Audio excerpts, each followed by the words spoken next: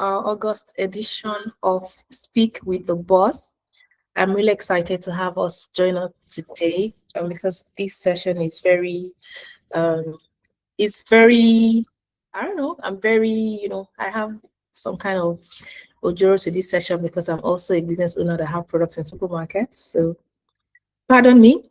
We're glad to have you join us today. My name is Elizabeth Oladipo. I serve as the president of the Biodun Ibikunle Foundation.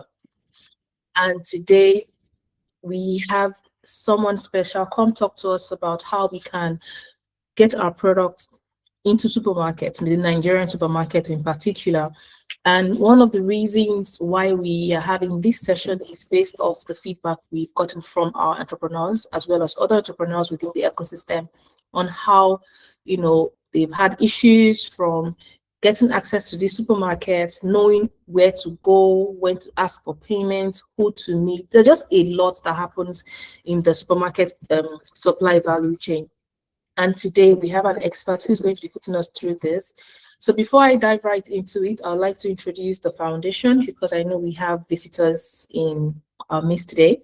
So the Biodun and Ibikunle Foundation, we're an NGO that is focused on empowering entrepreneurs, providing them mentorship, support, and asset-based financing. Yes, so we're currently running our Seed Invest Acceleration Program, where we are giving asset grants to the tune of 5 million to entrepreneurs across Nigeria.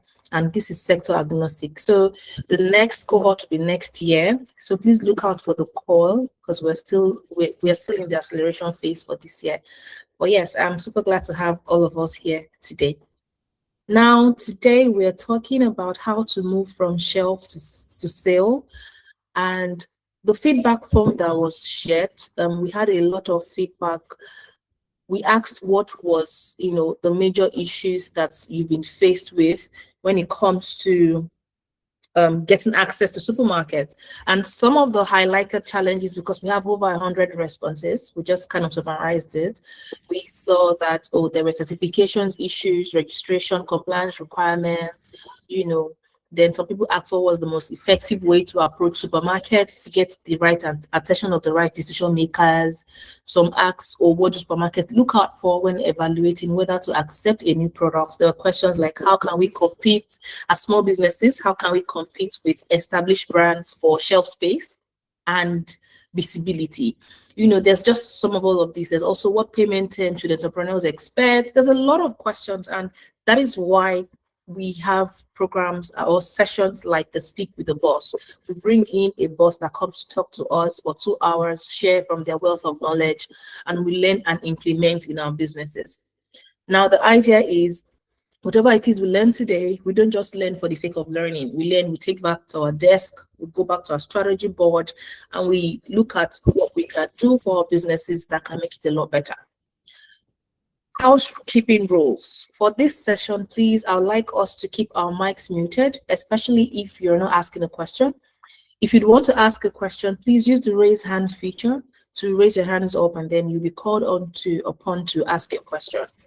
Also, we would like to take questions after the session. So the facilitator is going to teach, and then we're going to take questions after the teachings, right? So if you have a question that pops in the middle of the training, right, you can write it down somewhere, or you can just leave it in the chat box so we can revisit it when she's done teaching, so that we have time to answer all of it, because sometimes we realize that there are repetitive questions and maybe someone's question might just be what you wanted to ask, right? So we're going to do that. Please, let's keep if your camera is on, please be fully clothed. If your camera is off, great. And without further ado, I would like to introduce our facilitator for today. Our facilitator is the founder and the CEO of Gazelle Foods, a women-led food processing company focused on inclusion, innovation, and empowerment. She started Gazelle Foods from her kitchen, bootstrapping the business from inception before successfully raising funding to scale operations. Today, the company operates a modern meat processing facility where women play key leadership roles, leveraging automated processes for slicing, spicing, and drying premium beef, chicken, and goat meat sourced from ethical farms to produce hygienic, traceable, and export-ready products. Now, under her leadership, Gazelle Foods has achieved significant retail growth with products stocked in over 250 stores across Nigeria, including leading retail chains such as ShopRite, Just Right, Jendol, Ebano, Bokumat, and pharmacy chains such as MedPlus Pharmacy. Osato is a Mandela Washington Fellow and was one of only 3 Nigerians selected for a prestigious professional exchange program with the United States Chamber of Commerce. Her entrepreneurial journey and impact have earned her recognition from organizations including Faith Foundation, Flour Mills of Nigeria, and several leading development organizations. And most recently, she was recognized as one of the top female entrepreneurs to watch out for by African founders. Please, if your hands are not busy, can we have a virtual applause for the one and only Osato Akintunde of Gazelle Foods? Let me add that she's my friend. So can we please welcome Osato? Osato, thank you so much for taking out your time. I know you're so busy today. We had to move the time from 12 to 10 to be able to accommodate our request. So thank you, and I'll move over to you.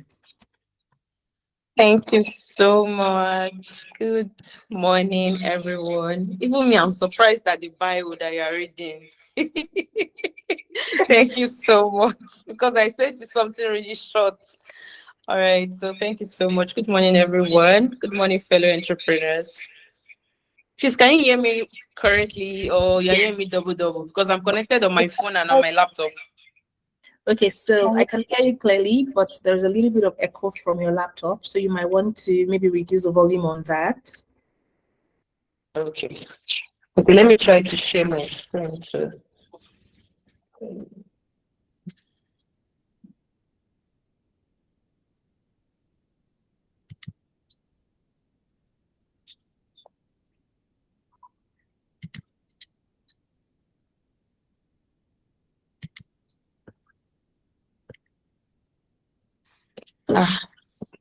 Or should I let me send the slides to you?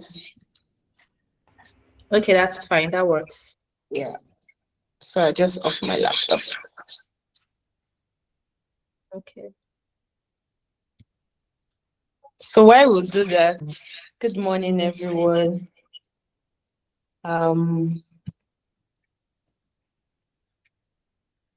Please, can you just do like a brief introduction of yourselves? I would like to also meet everyone. Because I assume that everyone in this class is probably is thinking of entering the supermarket, or you already have your products stocked in a whole lot of supermarkets also. So please, I would like to hear from you. You can use the chat box, or this is the name of your brand and what you are looking out for before the end of this class. Let me just send this email.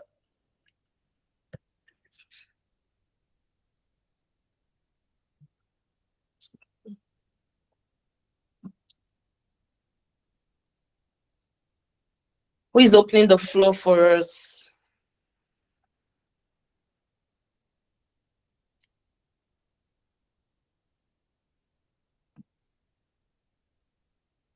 Abosede, you can go on. I see you. Good morning, everyone. I'm so excited to be in this room this morning.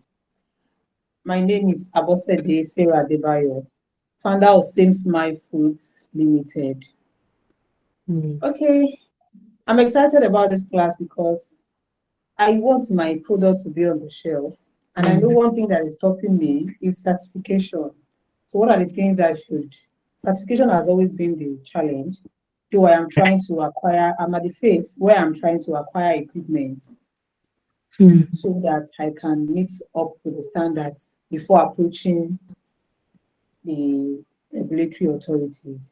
So this morning, I am looking forward to learning some of the things I need to put in place before getting those certifications, and then how to approach these supermarkets. So that's what I want to get from this class today. Thank you so much. Wow, awesome. Okay, any other person?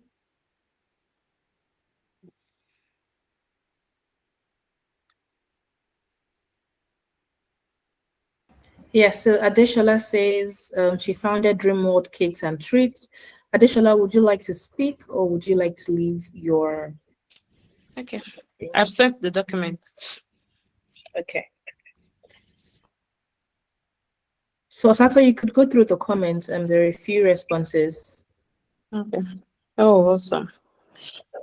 Adeshola founded Dream World Cakes and Treats. I'm excited to learn how to better position myself to scale my business.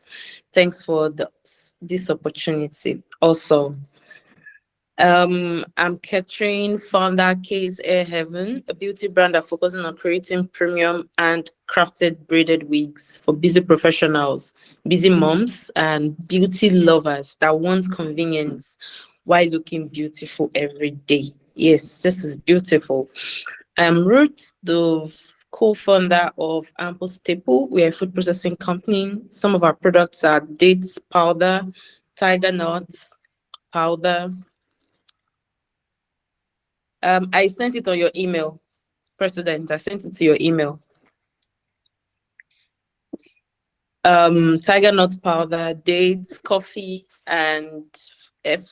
I am MSG free spices. I'm looking forward to learning how to get our products on shelf. And the truth is that is the desire of every brand owner that is into the FMCG space, thinking of how to get our products on supermarket shelf. All right, I think while we wait for Tamara to share the slides, I will just open my slides here so that we can dive right in to why we are here today. So, my name is Osato Akintunde, and today I'll be sharing a brief about my journey, my story, and how we started in 2020, 2021. We moved from 10 supermarkets that were supplying at that point in time because we hadn't gotten NAFDAC. And today, the story is different because we supply about 300 plus, 400 plus supermarkets as of today. That's like a 5 years, 6 years gap. So I am going to talk about our state-to-state marketing, how advert also helps your brand. It talks about, our topic is shelf to sale. So we'll also be talking about using influencers for sale. But the first thing I want all of us to do now before we start, my class is always very interactive and it's going to be an interactive class. So the first thing I want us to do before we start is, I want you to ask yourself some deep questions. 4 questions to be precise. Number 1, are you ready to do the work? Because the truth is that supermarket supply is not easy. Oh. Supermarket supply is not easy. Okay, in fact, sometimes I used to wish, I wish I could just be selling online, like orders, packing orders online. You know, just wake up in the morning and your Instagram DM is full or your website DM is full of orders. Supermarket is not like that. So the first question you must ask yourself is, are you ready to do the work? And what do I mean by the work? Are you ready to do rigorous marketing for your brand? Are you ready to do rigorous marketing? When I started in 2020, 2021, there is nothing I did not do. I will leave, and by the way, our factory is in Oshogbo and I am based in Oshogbo. We are not even in Lagos. I will leave Oshogbo. I will spot with a friend in Lagos. I will go around supermarkets in Lagos and be marketing the product. From Lagos, I will move to Ibadan. I will spot with a family friend there for maybe like 5 days. I will go around Foodco, Vanguard, all those stores in Ibadan. I will go around and be marketing. From Ibadan, I'll move to Ogun State, Abeokuta. I will spot with somebody there. I will go around and be marketing it. Because the truth is that people don't see the pain behind what you have done. It's only the final result, the final product. Oh, you are in this supermarket. But it takes a whole lot to get there. So the first question you need to ask yourself, Are you ready to do it? If I'm selling online today, girl, it's not easy. Selling online on Instagram is not easy. Nothing is easy. So for you to do the FMCG shelf to sale, the first question you must ask yourself is, am I ready to do the work? Number two, this is the deepest question. Are you ready to wait for 45 days payment, 30 days payment, 60 days payment? Abosede is laughing. I've told you that this class is going to be as practical and raw as possible. You sell something to somebody and they don't pay you on the spot. Somebody is opening mouth, you're not ready. Maybe when you get to Coca-Cola level, they can be paying you on the spot. Are you ready to wait for 30 days, for 40 days, some 20 days, some SOR? Are you ready to wait? If you're not ready to wait, please Kukuma build on Instagram or TikTok and be selling. The second question is, are you ready to wait for your money? Some 45 days.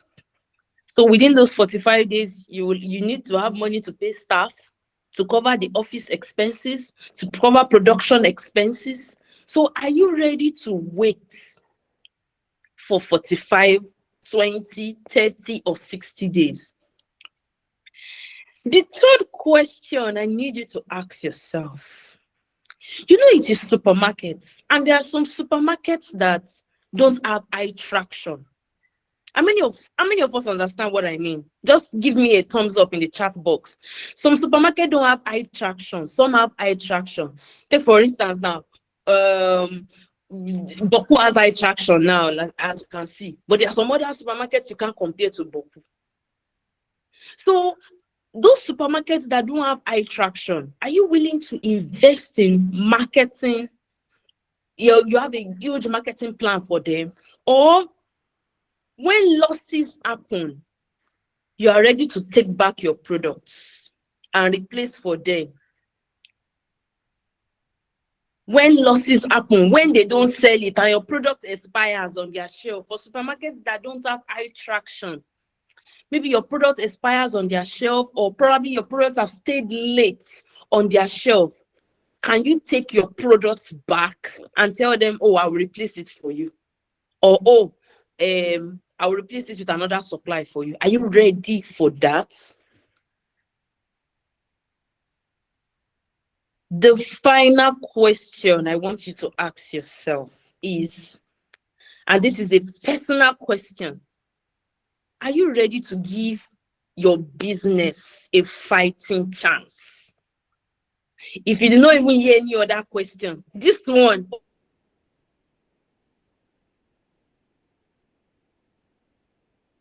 open.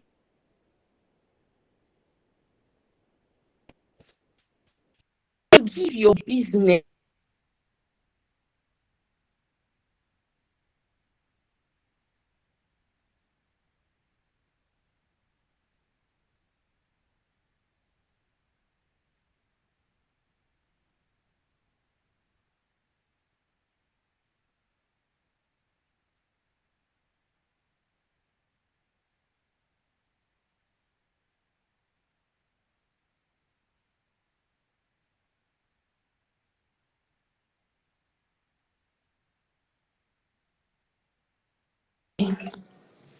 I'm so sorry.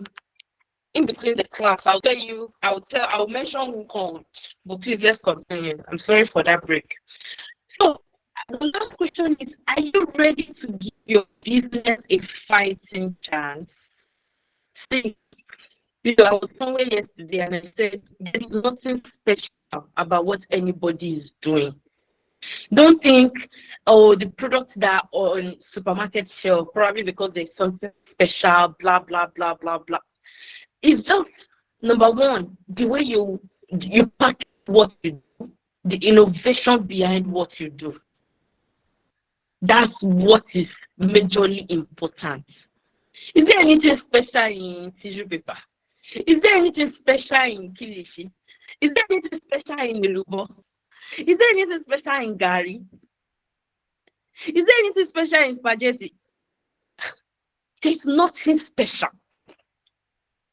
But when you are ready to give this thing a fighting chance, that's only when you can see results.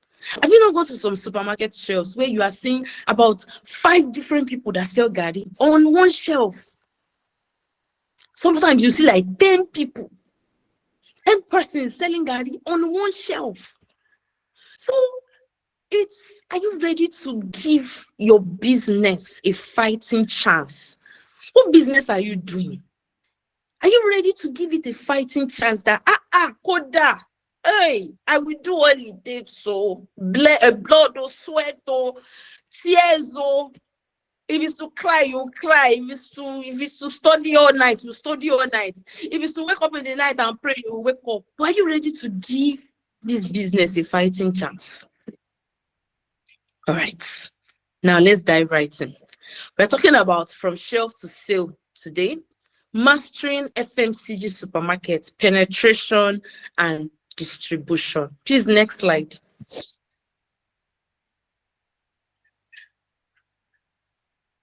There's an icebreaker, but because of time, we'll skip the icebreaker for now and we'll move over to what we are going to be talking about today. So we're talking about the modern retail landscape, traditional markets, open markets. We'll be talking about getting retail ready. We'll be talking about the financial anatomy of a retail deal. We'll also be talking about the retailer's pitch. We'll also be talking about the battle for the shelf. We'll also be talking about driving offtake from shelf to baskets. Now, next slide. So now we are looking at the retail landscape. Now, I believe that anybody that is in this class has a product that is packaged and they want to supply supermarkets or they are already supplying supermarkets. So it's not for maybe somebody that probably is wants to sell online, and this one is for supermarket deal. So now retail landscape in the Nigerian economy, we have two markets. It's categorically grouped as 2 markets. We have the informal sector and the formal sector. The informal sector is the open markets. Like we have, if we should list it in the chat box, we have Balogun markets, that's informal sector. We have Mile 12. Which other place? We have Idumota. Which other place? Informal is an open market. You know, they sell several things. If you want chin chin, you'll find it there. If you want packaged biscuits, you'll find it there. If you want anything, you'll find it in the informal sector, the open market. Now, number 2, you now have the formal sector, which is why we are in this class today.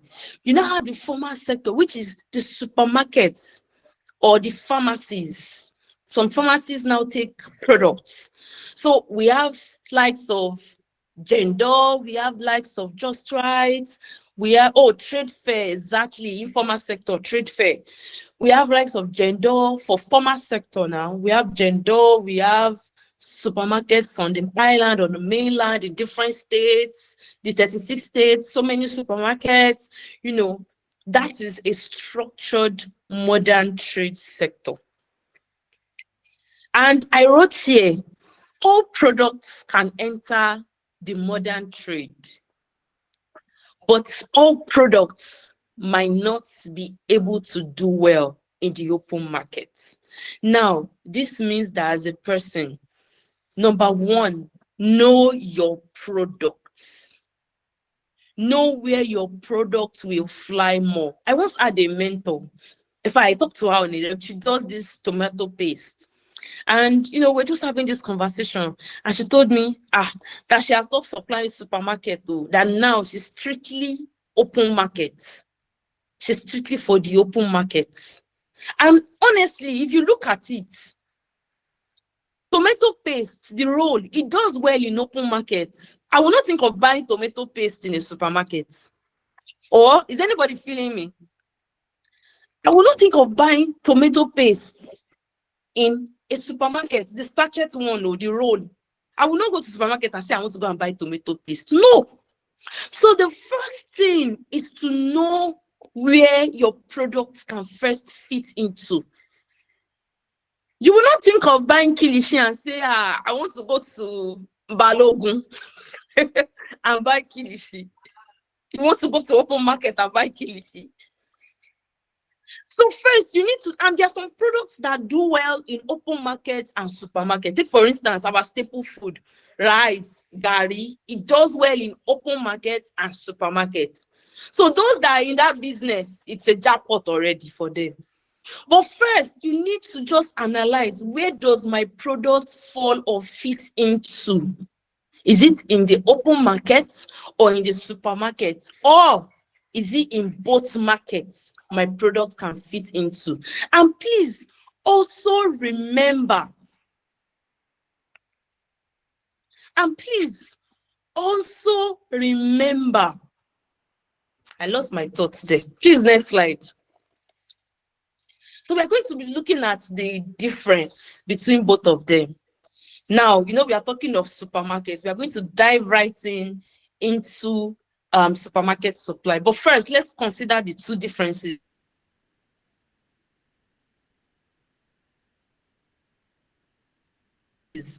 Now, difference between open market and modern trade. Traditional open market, okay, Bodija, Idumota, Oja, Iko, my 12, but modern trade, tush, arranged. Number two, payment terms. In fact, that is the fear of most people. I tell you the truth. Even me, it is still my fear. In fact, I told you that this class, I'm going to be expressive as possible.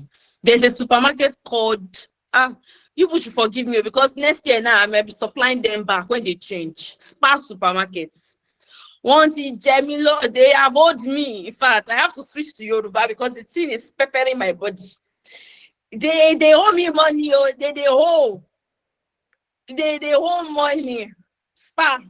So I stopped supplying them, because this kind of business, you don't need a customer that is owing you money often. You are waiting for 2 months, you are calling. The site is too much. So payment terms. Of course, when you supply the traditional market, when you supply them, you get your money immediately. You go and supply them any products, you get your payments immediately. But for modern trade, it's not always the case. Some of them, they tell you, after 24 hours they pay you. Some of them, they pay you after 10 days. Some of them pay you after 20 days. Some pay after 40, 45, 60 days. Some, like somebody said, some do SOR. So it just depends on their policy or the agreement you have with them, either of the two. Now, for listing and onboarding, for traditional market, sharp, straight to business, there's no wasting time. But for modern trade, that's when they'll be telling you, bring sample. We have 3 organs, bring 3 samples for our order. They'll be telling you, what is your NAFDAC? In fact, some of them have added SON now. Those are not even supposed to ask for SON. They're asking for SON. Where's your SON? Where's your NAFDAC? Before you know now, they'll start asking for FDA. God help us. So it's not reach that level. So, but for modern trade, you have to have your verification, your NAFDAC, your SON, your barcode. Your barcode must scan. The barcode must be there. It must scan, and every other thing. And the truth is that, who was telling me recently, we don't supply Market Square, but somebody was telling me recently that in Market Square, if you want to supply them now, you have to pay listing fee, and it's in 6 figures. Yeah, you have to pay listing fee. That's like a list. Maybe I don't know whether it's a seriousness fee or something, but you have to pay a listing fee that will qualify you to supply them. And so many stores are also like that, but not all. Most people don't ask for anything, but you can just find some particular persons that must be asking. Now, for the breakdown, inventory tracking. Of course, we know traditional market now, they might not really have any structured inventory system. But supermarkets, there is structured inventory system. That when you even step into a supermarket that you supply today, and you ask them, please, how many of our products do you have left? When they check their inventory system, they can keep track of it, oh, this is the quantity we have left. So there is proper inventory system for modern trade compared to traditional markets. Now, consumer experience. We know now traditional markets, even if they tell you that it is 500 naira for one bowl, you will still price it. Hey, John, my 300. Let us pay 300 naira. Let us pay 350. Let us pay 400 naira. But for supermarkets, who you want the price of? You cannot price. It is structured. There is a fixed pricing. There's structured out. You look. There's a description of all the things that you need to get. You go to their section. You just pick it up and put it. Because the supermarkets, they open their own supermarkets for not people that will be coming in to price their products. So it is more structured. There's no price bargaining in the supermarket system, in the modern trade system. And basically, there's no price bargaining in the modern trade system. So now, here's the next slide. How ready are you to supply supermarkets? Our topic today is from shelf to sale. So now we are going deeply into the topic. So now, from shelf, what are the things that are required before you get into the shelf? Before shelf, what are the necessities? Number one, regulatory non-negotiables. Regulatory non-negotiables. Now, we'll be talking about the NAFDAC. That means you need to have you need to have your barcode, you need to have your SON.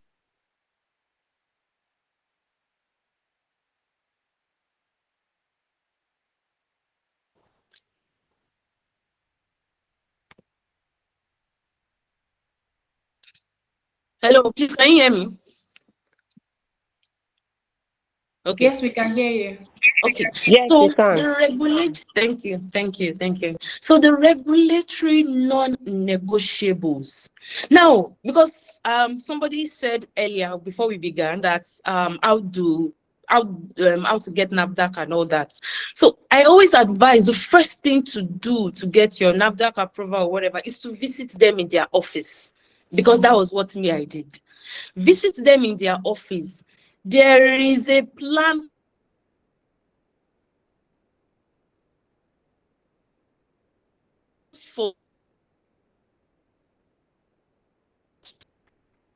for small growing businesses. You do not have to wait till you have a big factory or a big facility. There is a plan for small growing businesses. Take for instance, when we did our own NAFDAC, when we're trying to get our NAFDAC number and all that, the first place we used, because we had a space in town where we were using. But when they came, they said, oh, they cannot use that space to give us approval. That we have to move to an incubation center that they built in town, and that's where we'll start using. We'll just be paying rent to use the place. So please, there is a plan for small growing businesses. And why do I say small growing businesses? The time NAFDAC came to our own space, then we're like a 1 bedroom, 2 bedroom. Now I think we have about 7 rooms where we are, 7 compartments where we are. And NAFDAC is recommending that people should come to us. People that are just starting, they should come to Gazelle factory for knowledge. That's why I'm calling it a small growing business, because a business that is in 1 bedroom or 2 bedroom tomorrow, in the next 3 years, will not be on that level, and that's just the truth. So go and meet them in their office. They have a plan for small growing business, and please, if possible, make NAFDAC your friend. I always say it, in business, we cannot do it alone. Make NAFDAC your friend. There was a particular day, SON officials, they were visiting town, and I think it was that period whereby they said any product that doesn't have SON, they should it's been a while, they should maybe seize it. They visited a big supermarket and they saw our products, and they already packed the products that this product does not have SON. But one of them now said, customer, this is our customer, Gazelle, Kilishi.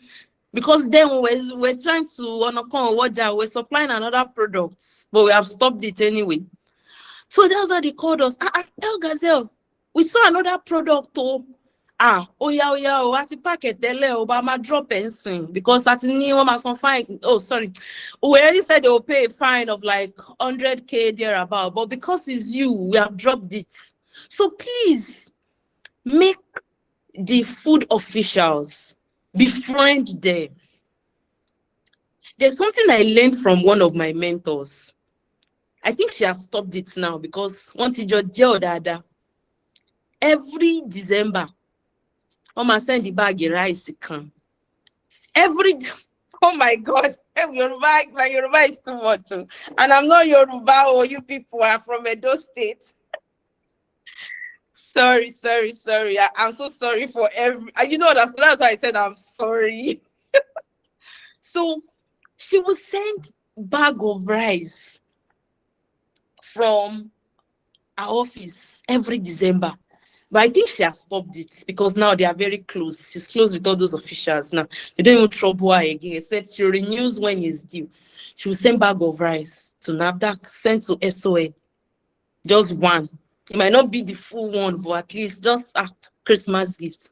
So please, let us know that this business, we cannot do it alone. No. You cannot be enemy with somebody that's supposed to make your friend, though. You cannot be an enemy with somebody that you're supposed to make your friend. It's just like all these drivers. Perfect example. These drivers that travel Osogbo to Lagos, Lagos to Ibadan, Ibadan to Abeokuta. Do you know that some of them, the policemen they see on the road, they don't drop money again because they are friends already. Don't worry. When I'm coming back, I will see you. Timbatimbo, I will see you. When I'm coming back, I will see you. But if it's a commercial car, they want to stop the person and ask, for money, stop the person and ask for papers and all that. So you cannot fight somebody you are supposed to be friends with in this journey of supermarket supply. So regulatory non-negotiables before shelf. Go to the NAFDAC office, the SON office. Please, if you have not been doing it, you can start this year. Even if it's your product, just package it and drop it in NAFDAC office. Say Merry Christmas. Or just package it and drop in the SON office. Just tell them Merry Christmas. Now, the second one is shelf life and stability. Shelf life and stability. Now, as a small growing business, you might not get it all in the beginning. It might not be perfect from the beginning.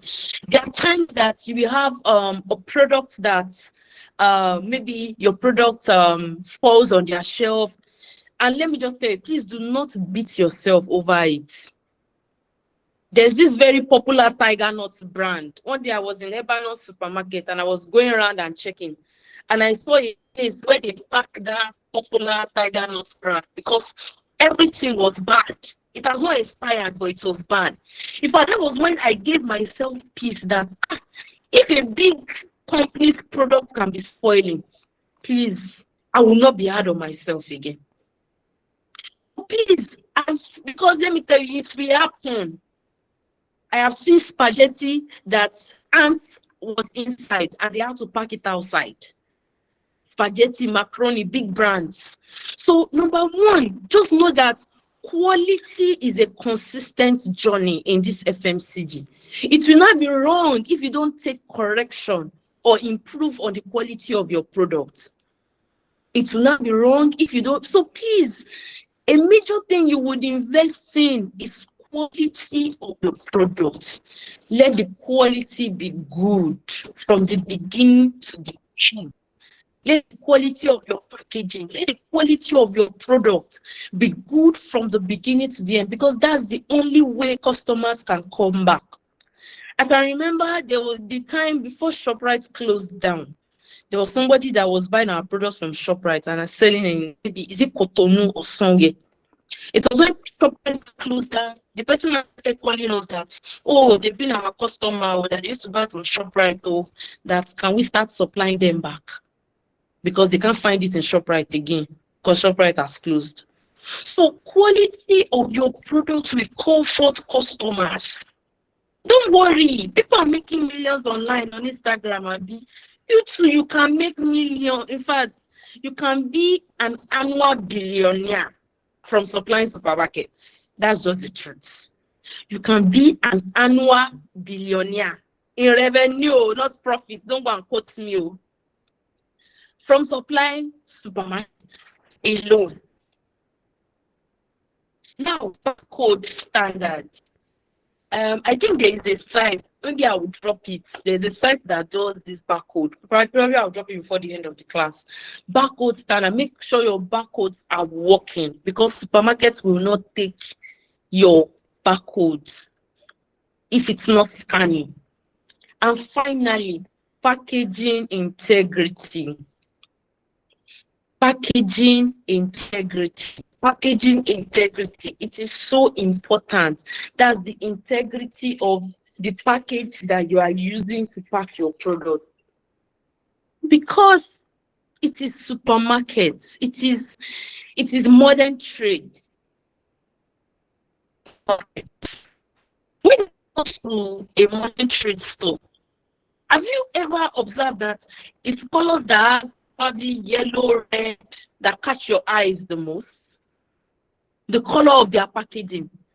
That's when you will now move closer and say, oh, let me even see this product very well. But the first thing that catches your eye is the packaging. Oh, this product is fine. Let me buy it. Before you now check for other details and information, or if the quality is good. So your packaging integrity. What's the thickness of your nylon? What is the thickness of the plate you are using, the pouch you are using to pack your products, to supply them? Because you don't want a case where the supermarket or the stores will now call you and say, sorry, your plate has broken, come and pack all your product. Because the truth is that it's not their fault. It's you that you are using less quality standard packaging to pack your products. So packaging integrity is very, very important. Next slide, please. How ready are you to supply supermarkets? Now, the first thing I need you to know is most of these supermarkets, once you are pricing your products, make sure you give allowance for them. Make sure you give allowance in terms of their margins. Some put as high as 15%, some put as high as 50%. I will not mention the name of this cinema. We're supplying a cinema before. And just imagine we supply the cinema, maybe one pack at 1,000 naira. Guess how much the cinema will sell it? They can sell it as high as or 1,000, or 2,000 or 2,500. They are putting 100% profit on their part. When the manufacturer is not making as much as that. So you just need to know the places you want to supply your products to. Understanding their margins between 15 to 40%. Give that allowance. Because most of them, and some of them you can dictate your price, or some of them you might not be able to dictate your prices because you don't know the conditions of their housing. Maybe they might be paying rent for that space, or probably you supply them a yogurt drink. You might have to pay for refrigeration, all those kind of things. So it just depends on the supermarkets that we are talking about. It's their choice to decide on, but you have to give that allowance as a manufacturer. Now, okay, yeah, I said it here. Oh, I even wrote it here. Some other things is listing fee. How ready are you to supply supermarkets? You need to know that there are some stores that also take listing fee.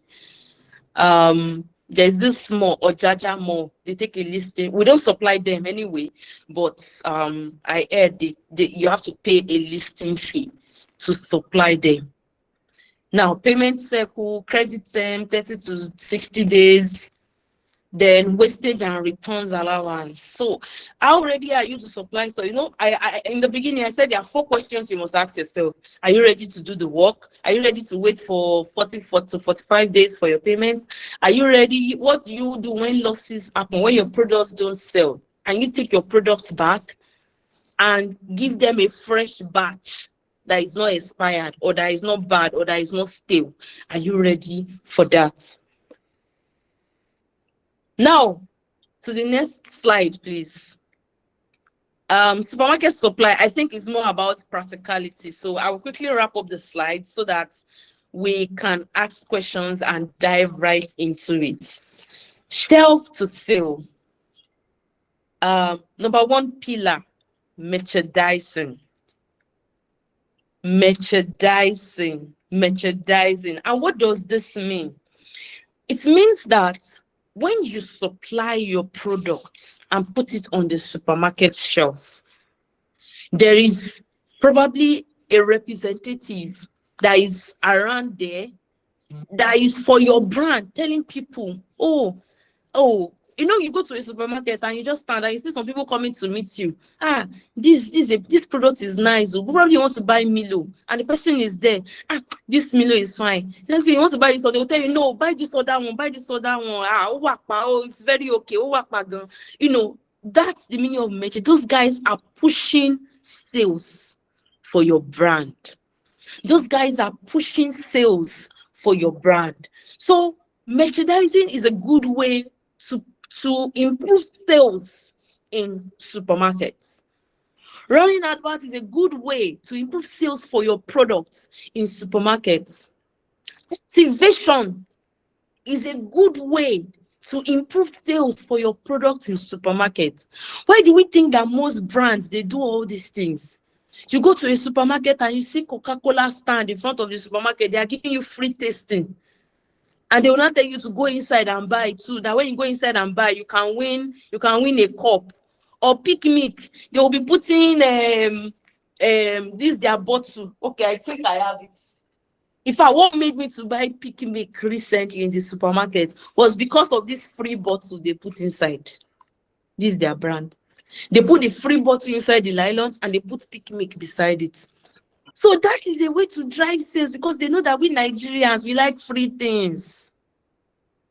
So those are ways. Either you are giving them a free gift, or you are giving them free testing, or you are giving them gifts, or you are just showing love. Why will Biggie Kola be coming from Ogun State all the way to Obafemi Awolowo University in Ile-Ife to do something with the students and give them free Biggie? Is a way of also pushing their brand. Because the truth is that there are over 500 people that are doing the products you are doing. So how do you not drive sales to your own brand? That is a deep question you must always ask. There are over 500 people that are doing what you are doing. So how do you drive sales for your own products? As I always say, business is war. The FMCG space is war. Because the brands on the FMCG shelf that we are competing with, they have billions and millions of money to throw around for marketing. We are small growing businesses. We still have limited resources. But everything is possible. Yeah. Everything is still possible. So merchandising, looking for ways to push sales for your products. Running adverts, staying in front of supermarkets, giving free tasting to people that are coming in. Let them know that there is a brand like this particular product inside this place. Or adding a free gift on the shelf.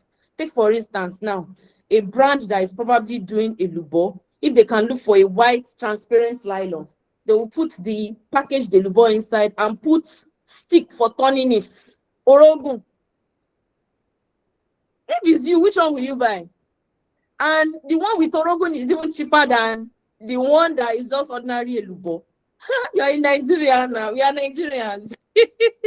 We'll buy the one that has Orogun. Even if we don't need it, we can even say, oh, we'll give somebody to be using.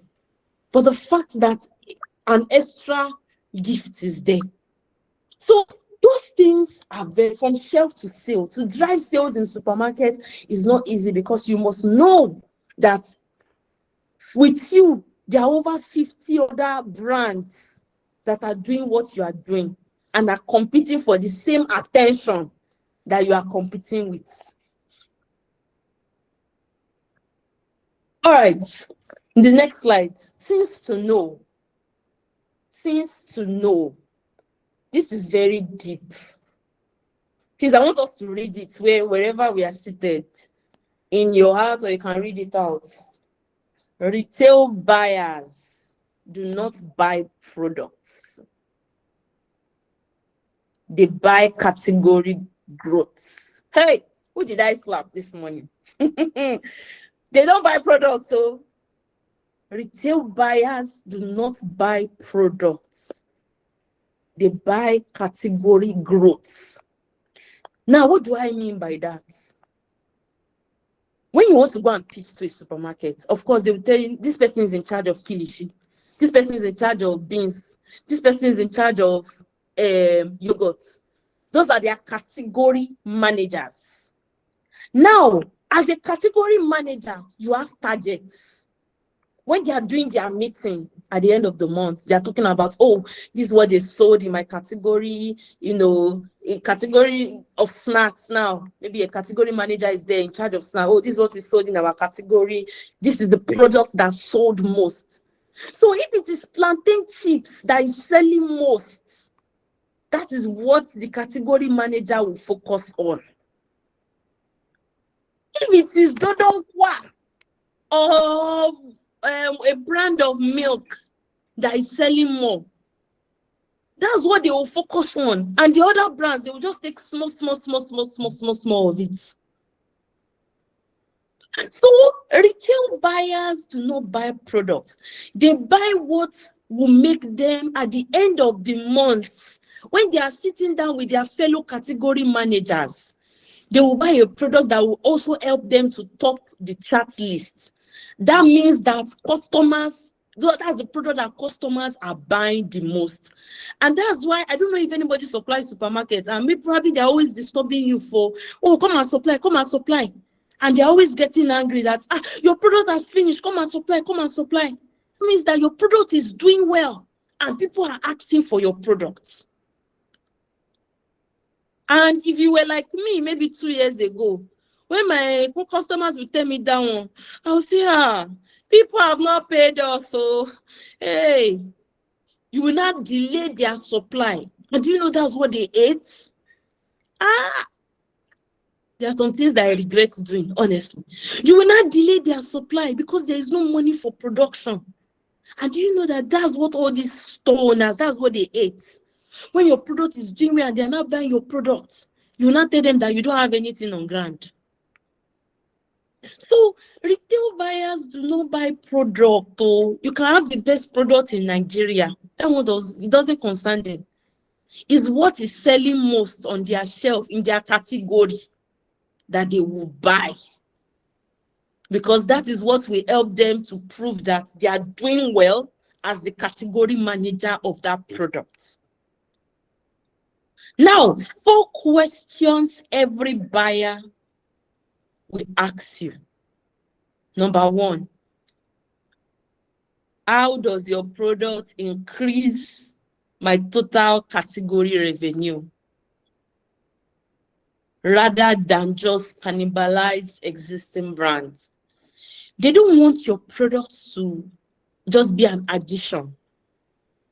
They don't want your product to just be an addition on their shelf. They want it to increase revenue.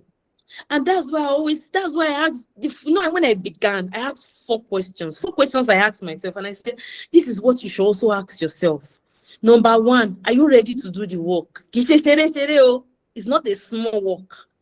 Yesterday, some of my team members, they went to Ogbomoso for marketing and supply. It is not small work.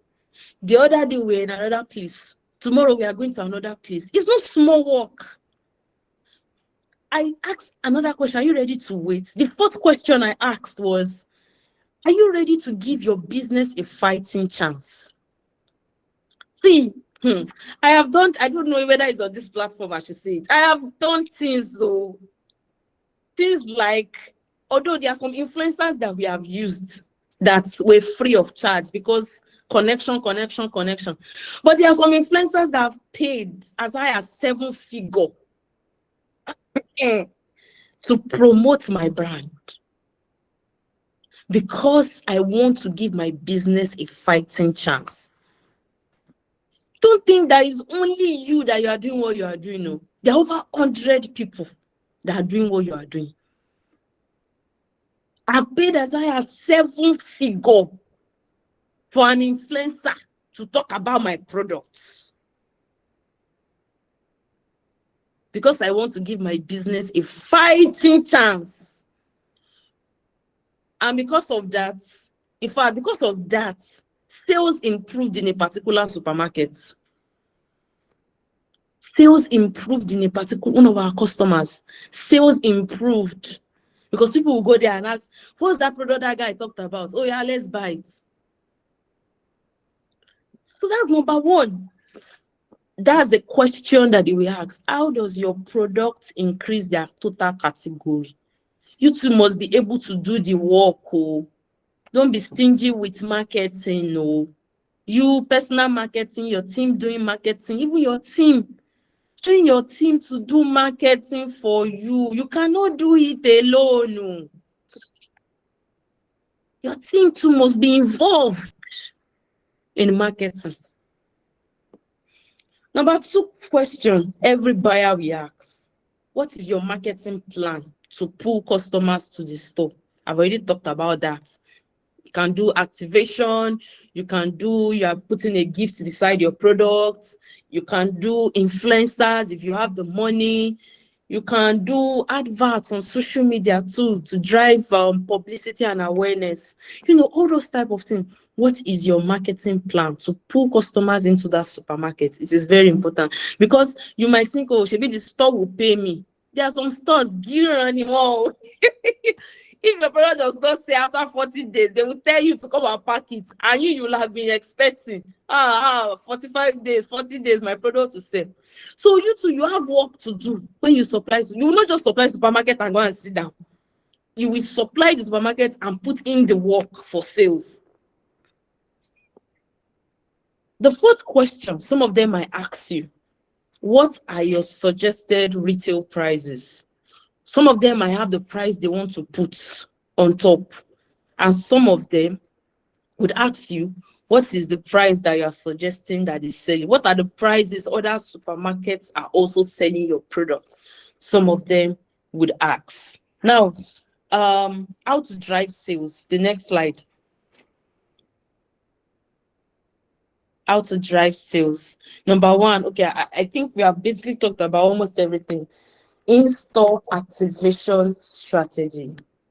In-store activation strategy. Number 1 is either you are using merchandisers, as we talked about, or doing activation outside the supermarket. You see brands outside the supermarket, people are dancing in front of the store, calling attention that, oh, there's a product like this inside the supermarket. So in-store activation strategy. Then make sure that your product too, when you go and inspect your product, let it be placed at eye level.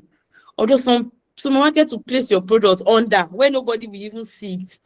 And that's why it's important too that as a brand, you are visiting regularly. How many of us have noticed this thing when we go to supermarkets? Milo, they have a shelf. They will brand it Milo. And from up to bottom is Milo brand that is there. It's a strategy. And sometimes I even heard they pay for those things. They pay for shelf. Some people pay for shelves.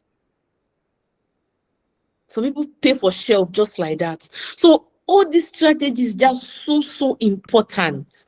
It is to give your business a fighting chance. Merchandiser. You can get a merchandiser. We don't use a merchandiser for now. We don't. But some people do it and it works for their brand. It works for their product. So in-store activation strategy, you want to drive sales because the goal is not just to supply supermarkets. The goal is to supply supermarkets and sell and make sales. It's not just to supply supermarkets, it's to supply supermarkets and make sales. So, strategic promotions, running promotions on your product. Now, there is something that you can do. Probably you are supplying the supermarket. You can tell them, buy a carton of our product and we'll put one extra for you. Because you might be thinking, in fact, that was something I did not know when I first began. I thought the supermarket was not my customer. I thought those that they were selling to are my customers. But it's all wrong. The supermarket brand is your customer. So the way you will treat somebody that walks into your store to buy is the same way you should treat the supermarket brand.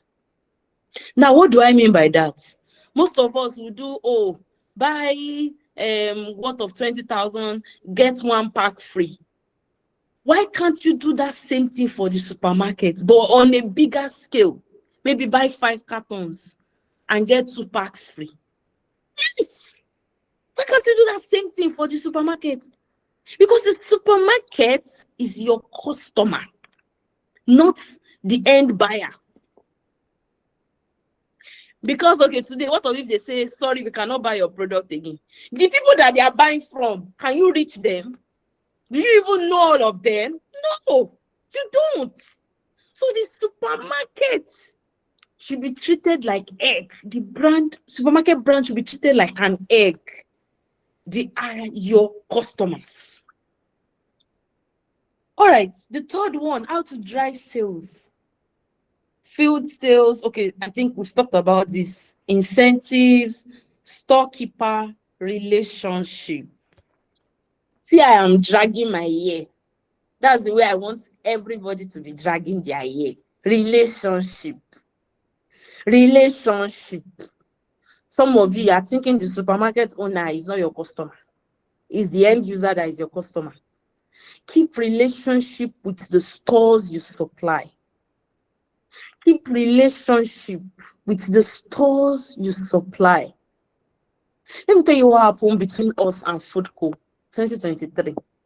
I told you we experienced some bad products at some point in time. And when we experienced that bad products, I communicated with Foodco that for now, that please will not be supplying them again. I think close to a year, we did not supply Foodco because we're still trying to think, how can we correct this thing? How can we correct this mess? This, that. But guess what? I did not leave the relationship line between those I was talking with at Foodco and our company, El Gazelle. Normally, when your product has been out of shelf for a long time, as long as a year, the probability of them taking your product back is 20%. But guess what? Because I kept the communication line, after maybe 1 year, they took our product back. After we corrected all the mess, they took the product back. We just called. I did not even need to go there and do meeting. We are sorry. Because I kept the relationship line. So, storekeeper relationship, even the people that are counting your goods, honestly, the time we're still growing when I still used to be the one to make supply. This just try to show. Anytime I take, because then we do not have company bus. So anytime I take Korokpen is transportation, public bus. And few years ago, I was still like the major person. Anytime I take public bus to the place and I carry my goods, those that are counting it, guess what? I will have packed small kilishi for them. I will not give them. Storekeeper relationship. Even the gate man that will be there. Daddy Bonnie said, keep relationship. I will not give them. So keep relationship with these supermarket owners, with the finance officers. I think the problem I even had with SPA is that maybe we do not have a friend in the finance department. Maybe because we don't have a friend in the finance department. Keep relationship. It is so important in this business. Even those that sell online, they keep relationship with their customers. Not to not talk of we that we sell in modern trade. So keep relationship. Next slides, final notes.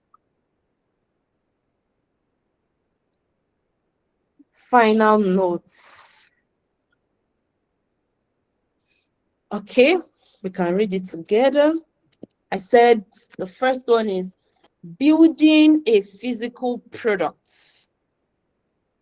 Building a physical product brand is not for the faint-hearted. When you are managing your staff, and you know there are staff issues too, hey, that one cannot leave the circle. There are staff issues, production issues on in the factory, issues, in the supermarket. There are so many issues. So building a physical product brand is not for the faint-hearted, but definitely is worth it at the end of the day. What I always tell myself is, Coca-Cola sold 2 bottles in the first year of their existence. Now, there's nowhere you go to that you almost do not see a Coca-Cola product. So if a brand like that can do it in the FMCG world, with consistency, with efforts, we can also do it. The second point is, every great brand started in a small footprint. Global household names did not launch on thousands of supermarket shelves overnight. So please, step by step, from shelf to sale is step by step. But with consistency, a lot can happen in few years. Shelf to sale is step by step, not comparing our journey with another person's journey. But with consistency, a lot can happen. The third one is, you need to remind yourself that you are solving a real problem. And that's just truth. There might be 10 people doing exactly what you are doing on a supermarket shelf, but you need to remind yourself that this is your own exact problem and it is unique. So it will make you stand out. Because it's easy to get so carried away and you are competing to meet up with other people, other brands, trying to pack your product to make sure that your product is readily available. But you also need to remind yourself that your product is unique and this is what is standing you out from other brands on the supermarket shelf. The fourth point, shelf space is earned. Is not given. Shelf space is earned. After the pitch, you go to the supermarket to go and tell them, this is my product. And one thing I always say is that when you go to the supermarket to market your product, don't always say, don't ever compare your brand with, but you have a brand now that you are taking one product, another person's product. No. Don't ever compare that, oh, our brand will do better than this product. Just let the category manager know, our product is selling like wildfire. We intend to do this, we intend to do that to drive sales, and it will increase your category revenue. That's what they want to hear. Not, oh, our product is this, it will sell better, because they have heard 1,001 people say the same thing. So your own too is just like noise in their ear. They have heard 1,001 people say the same thing. So your own is just like noise in their ear. You need to let them know they adding your product to their category, and it increase their category revenue monthly. All right, finally, what I have here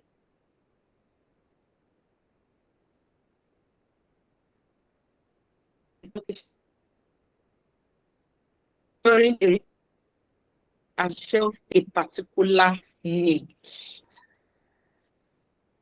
It's not easy to supply stores, especially when they are telling us no severally.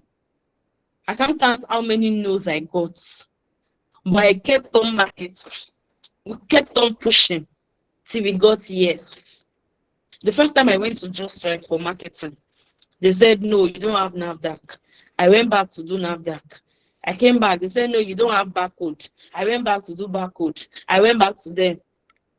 Till I was following up, till our product got accepted.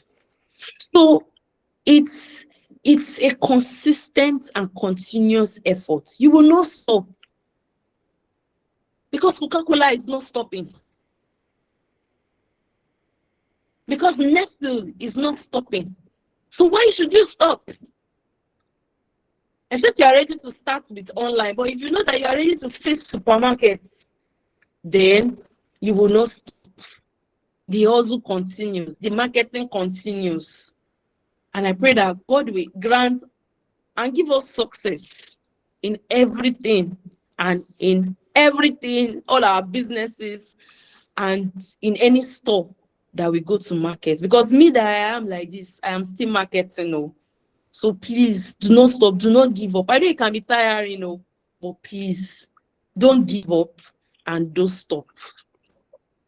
Thank you very much.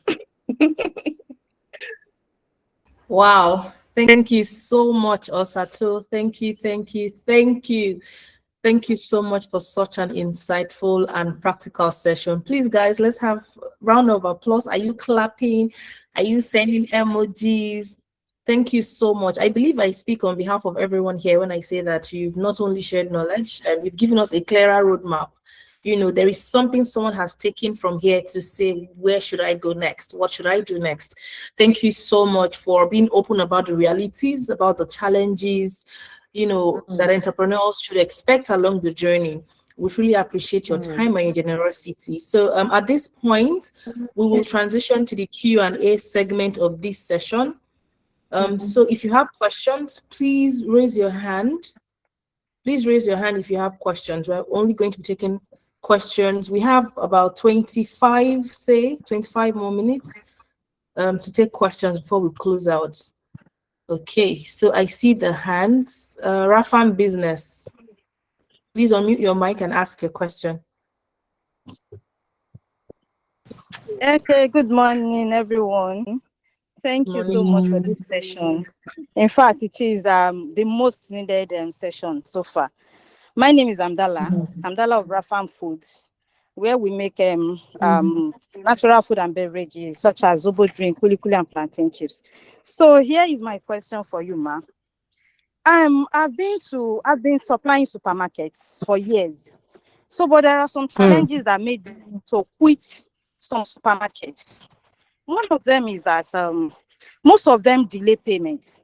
In fact, I had challenges with a couple of supermarkets that could not pay for like 6 months, and it was affecting our cash flow. So in this case, what would you advise for small scale businesses like us that need our cash flow to continue flowing? and we need to produce. What do you advise to do in such cases? And also, some products, they will tell you these products are expired or they are about to expire, come and pack them, they will return them. And it's telling on our profits.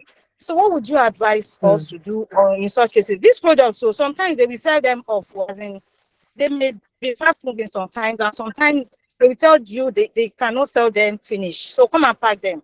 And it's really, really affecting us. So what advice would you advise us to, because I actually dropped some supermarkets, so I'm now with few of them. Also, logistics is our problem, driving to far places to go and supply. So please advise us. Thank you, ma'am. Okay. Oh, that's a very, very relatable question also. Okay, now I'll start from, you said you're experiencing some challenges and you had to stop supplying some of them. So I would always say that if the challenge that you are experiencing is unbearable, then I would say stop. But if they are paying you when due, you can just manage. There's this particular store that they pay when due, but I'm experiencing challenge of logistics with them. In fact, that was maybe sometimes last year. But we just start. So imagine last year sending 50 packs of kilishi from Osogbo to Lekki. Where is the game? It's hardly there. Maybe at the end of the day, when you now supply them, you will not be left with like maybe 2,000 or as the case may be. But as a growing business owner, in fact, let me even say this one. I was supplying ShopRite. Do you know my money is still in ShopRite? Like 4 million. Like 4 million. But when that thing happened, when ShopRite closed down, I had to sit up. I had to talk sense to myself that I was like, oh, this seller, padà síbi iṣẹ́ o. That was how we started looking for other people to do marketing, to do this one, to look for more stores. Then we decided to even now strengthen the bond with existing stores. Because for me, the best customers have been existing stores, stores that we have had. Because we have known each other for 4 years, and the quantity of order has been increasing for 4 years. So there are some challenges that you know that this store is okay. Boko is a good example to use. When we started supplying Boko, I think the first supply we did was 60 packs of kilishi. In fact, that day, I remember I was in Lagos, I was crying that God, sales is not moving. And nobody knew about Boko. They just said that was their first stop. So somebody had given them our number. They reached out and they said they wanted 60 packs. I was happy. But sending 60, mind you, we are in Osogbo, we are not in Lagos. Sending 60 packs from Osogbo to Lagos. Now imagine. So it's me. Imagine I told them no. My friend Masukunle. Yeah. What people go? Hey, it is deep. Now that 60, even they are today. Even if I tell to go to 10 supermarkets to market, can they buy as much as what Boku is buying from us today? No. So, people gone. So they are so telling you, just look at it that because we send, and you know how we do our logistics from Osogbo. We'll take it to garage. When it gets to the garage, in fact, that was then before we got a bus.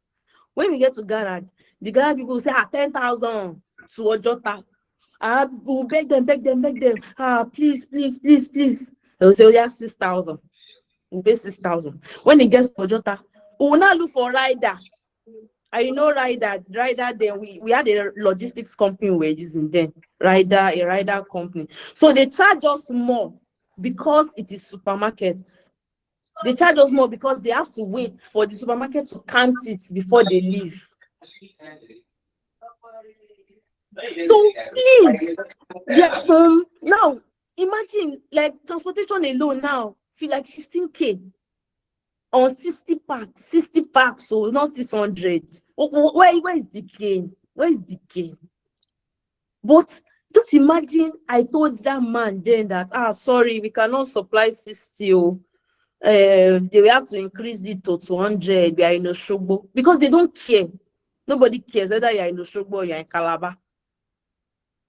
And they don't pay for delivery. Thank God everybody knows. Supermarkets don't pay you for delivery fee. They expect that you add the money to your cost of production. So that was how we supplied. But look at it today. It's a different story. So I just want you to analyze it. Don't just throw away any to analyze it that, okay, if the challenge is not bad, that they are not paying you money in 10 months, in 6 months, in 4 months, in 3 months, just think about it that can I still cope with it? Can I still cope with it? So that's one. Number two, how did I cope then? I think then also I started doing online sales. Because when they owe us money and you are now broke and you need to do some things in the factory. So we intensified our online presence. It also helped. Running adverts, using all these UGC. We have UGC creators now. Please use them. You are doing Zobo. You can give, in fact, there are TikTok UGC creators now that charge 15K. It's them. There are plenty. Some charge 20K. Some charge 10K. It's just to look for somebody that, okay, you think you like the aesthetics of this person and you use the person. So it just depends. Choose UGC creators. If you use 2-3 UGC creators in the month, they are pushing your brand. At least they know like 1,000 people. That's 3,000 people. It's something. So use them. You talk about your brand. Content. And I know you will also be doing content for your brand. That one is constant K. Then the logistics, you can look for logistics partner. Somebody that can be delivering logistics for you at a reduced fee instead of using rider. You just sign contract with the company. And they'll be doing your logistics for you. You'll be paying them all of before supply. Then finally, I think I said it before, try to make friends. The supermarkets are your customers. It's not their end users. The supermarkets are your customers. So you need to make friends with you. The way you make friends on Instagram or TikTok with your customers, make friends with your supermarket also. Very, very important. I don't know if I answered all. Thank you very much. Yes, I hope that answers your question, Rafam. So I'll move to Ample Staple. Please let's keep our questions short and straight to the point because we have 30 minutes to round up.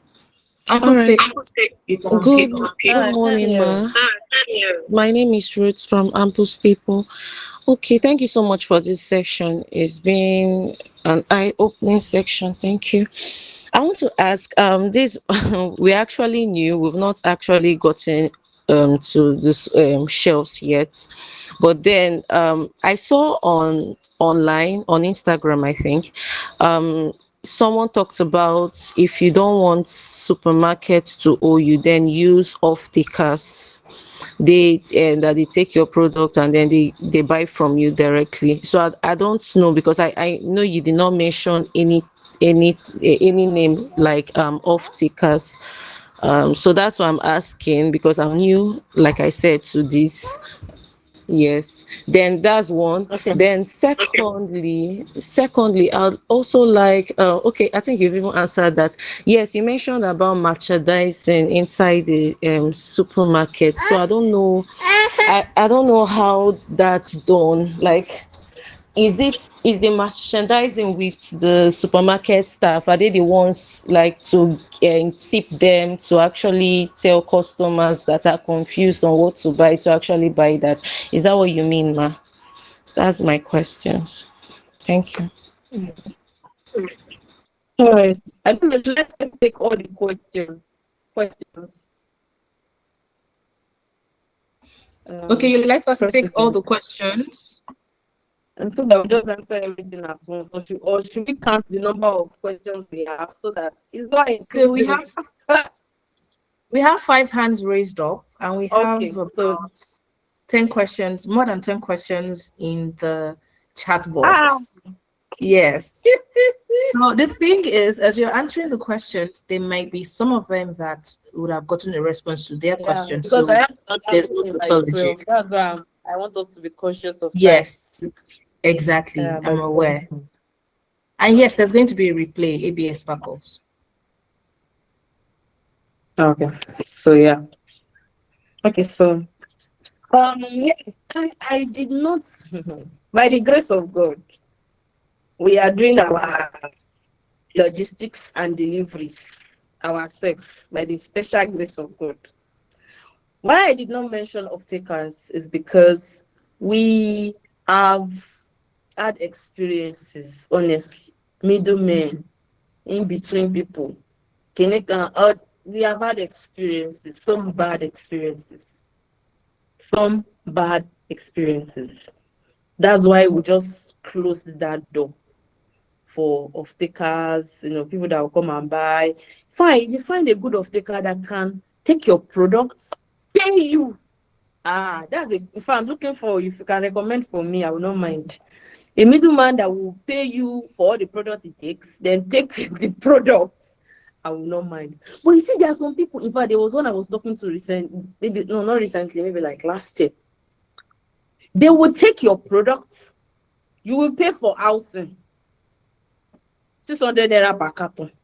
You will not pay for them to move the product from their warehouse to the supermarkets. Is that one like it doesn't really make any sense to me, honestly, when I did the mathematics. So I'm just like, nah. They said they will make sure that they pay within 30 days. So in my mind, I'm saying, if off-takers can make sure that supermarket owners pay me within 30 days, that means me too, I can do it. I can make sure that supermarket owners pay me within 30 days. So what we do, if I find a distributor in the north, perfectly, because it's off my region. If I find a distributor in the east, perfectly. But you will not tell me as a distributor in, maybe you want to be a distributor for my brand in Lagos. Except you are doing more than the quantity that me I'm selling. But no, we do the marketing and the logistics for the West. But if we get in other regions, that's perfect because the market is quite far. In fact, we've not even finished supplying West. So if we see distributors or off-takers in other regions, west, south, east, that's perfect for us. We can do that. But I'm not saying you should not take it. I'm just saying you should try to probe deeply into who you are going to use as an off-taker or a distributor for your product. We have had some distributors like that they will take the product. They will sit down. They will not sell the product. They will tell you the product is not moving. The product is not moving, but you personally, you are selling. And they will tell you that your product is not moving. At the end of 40 days, you'll still be calling them for your money. They will say, it's not moving. They will not say, let them return it, that you should give them new one. Meanwhile, they are not putting in the work. And that's why I said earlier, ask yourself 4 questions. Number 1, are you ready to put in the work? The work the off-takers are doing, why can't I do it to start with? When my brand has grown to a level, you cannot do like Coca-Cola. You now be having distributors everywhere. But now the profit is reducing. Because if you ask yourself, if you do your numbers, the profit is not much. And this same profit, you need to use it to grow your business. Some of you that want to build factory, you want to build factory. You want to do packaging from China. You want to do so many things for your brand. So if the profit that is maybe 2 naira, you are not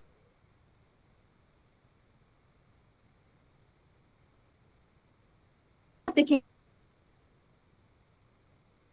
my take on off-takers. It's a good one if you find a good person. Perfect. Merchandising, yeah, you have to go to the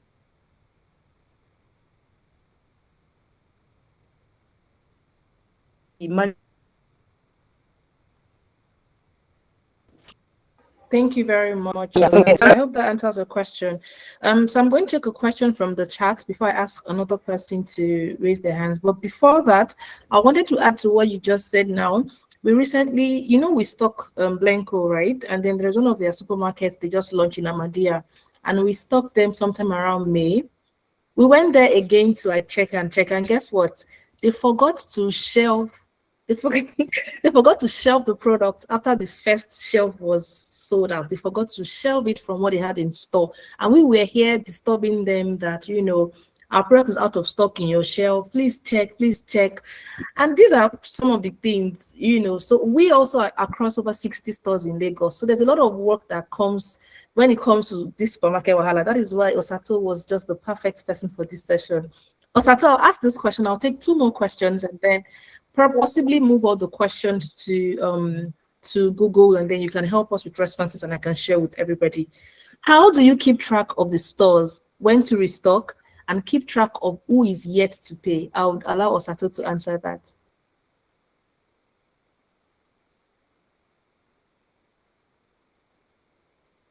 Somebody say, oh, deep girl. Because it is deep. It is deep. Like I said, it's not easy. It's not easy. I'm trying to arrange my thoughts. How do we keep track of stores when they go out of stock? In fact, we did not know of this. This is what we do now, and we did not know about it until recently. Because there was one time we went out for marketing and all that. And the man that was there, he told us, hey, Gazelle, in check up, which means you people that don't used to check up on us, people don't used to come. So what does that tell you? Store owners or supermarket owners or the stores, they also love when you come around. How do you keep track? When you come around, that's how to keep track. Going around. That's how to keep track. That means you are putting them at the top of your mind, at the top of their mind. You are putting yourself at the top of their mind. You are putting your brand at the top of their mind by going around. Now, guess what? If you go around for 6 months, in the next 1 year, you might not even need to go around. Because you going around for 6 months, it is stick already in their mind. It has stuck on their mind already. So how do you keep track going around, checking up on your product, going to the store, like the president said, just go there and see your product. Arrange it well. I do that often. Arrange it well, place it very well, take picture, do content. Let them know that the person is a content creator. The owner of the brand is a content creator. Do content.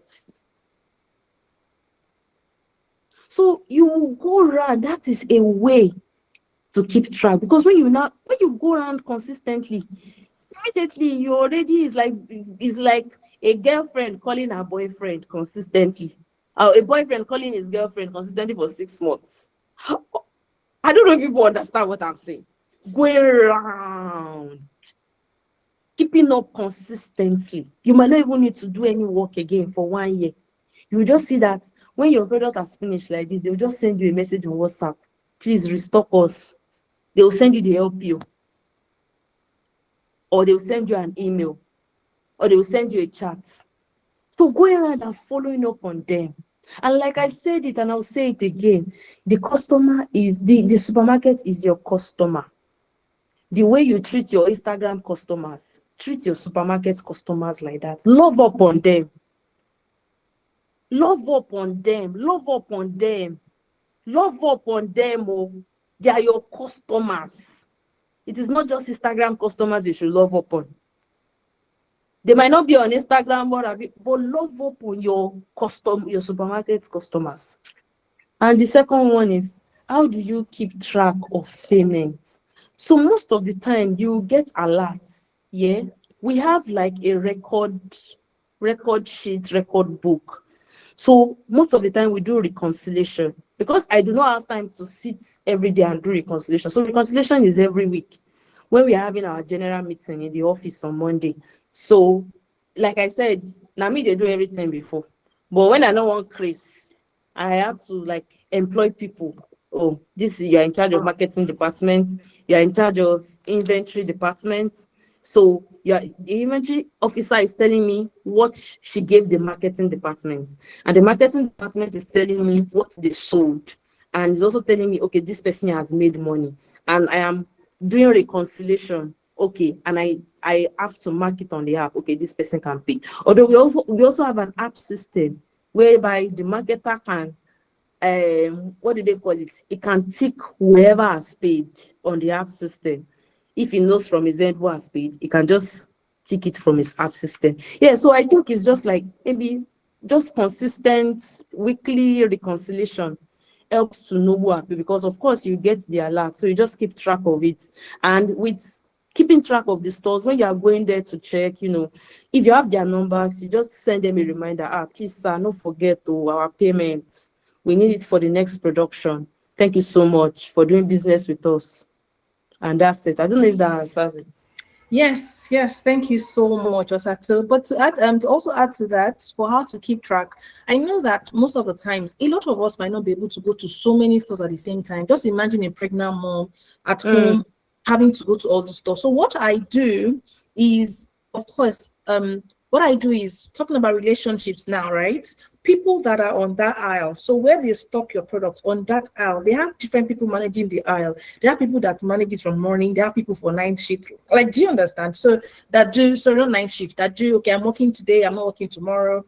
People that manage that aisle have their contact, talk to them. How are you? How work and all of that. While we were in this session, I reached out to one of my supermarket people, and now she just a message now like, oh, I wanted to reach out to you today because we need your product. Send us 500 parts of blah blah blah blah blah. And this is just, hi madam, how are you? How is work? Reach out to those people. You don't need to be going there all the time. That's one strategy. The second strategy that I also use would be my customers that are like my paddies or my friends, people that are around certain areas. For example, now I have my auntie stays at Festac. I call my auntie AB, can you help me send your driver, or can you help me check out this store if they have this product? Sometimes the products might be in the store, but in their storage, in their warehouse, not on the shelf. So she now asks them, please, I want to buy 07 products. Why is this product not on the shelf? Do people have or not? Then they will now say, oh, we have, let me bring it out, or it is out of stock. Then you now have that information. All of this, I am not going out. For the aisle person, you can be sending that one airtime, send her 1K once a month. Send this 1K, do airtime, we'll make it just flex. Informal stuff. Everything does not need to be brick and mortar. Like, nothing has to be too strenuous. We can work with the resources that we have and whatever strategy that we have. So thank you very much, Osato, for pointing that out. Osato needs to run, but I'll take Dara. Dara, ask your question. Osato needs to run, but I'm sure that I might be able to stay and take more questions and give responses to as many as I can, and we close out. But Dara, please ask your question. Osato needs to run. She has a session. Thank you. Thank you very much. My name is Oluwadara, and I'm the founder of Dara Signature Foods. So my question is this: do you think we should make use of marketing agencies? Because, being able to handle both production, staff management, inventory, and all that, and then now coupling it with logistics and deliveries to supermarkets. If we find reliable marketing agencies, do you think we should leverage on them? Thank you. Yeah, that's straight to the point. Yes, if you find a good one, yes. But please, I also tell everyone here that at the end of the day, once you work hard and you get to a point, please get a boss. Do you know that when we use marketing agency and they want to load a Sienna from Osogbo to Lagos, they charge us nothing less than 100,000. But in our boss, we don't spend up to 50,000 naira for it.